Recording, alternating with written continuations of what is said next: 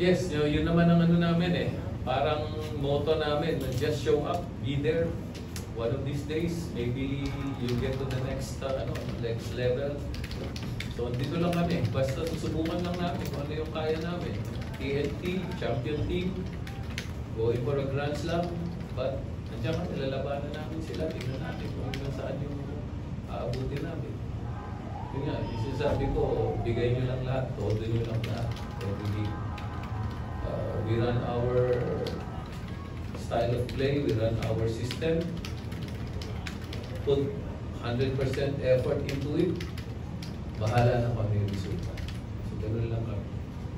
Nathan Rice, Coach Scott, after this elimination round, he said na he expects you na makakaharap na uli kayo down the line. Do you think the same way na in order to get over the hump? Yes. No, kasi kami, wala naman kaming dadaan ng iba eh. Ang dadaanan mo lang naman dyan, TNT, Ginebra, tsaka San Miguel na yun yung diba? So, I'm really proud of these guys.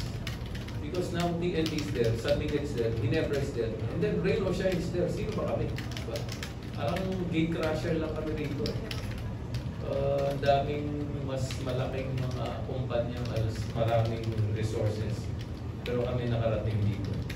So, pinabili lang kami ng suka, nakarating kami rito. Di ba pintura? Pintura, kasama na. So, gate crusher kami, nagpa-party sila. Pinapasok kami sa gate eh. Magpa-party na rin kami.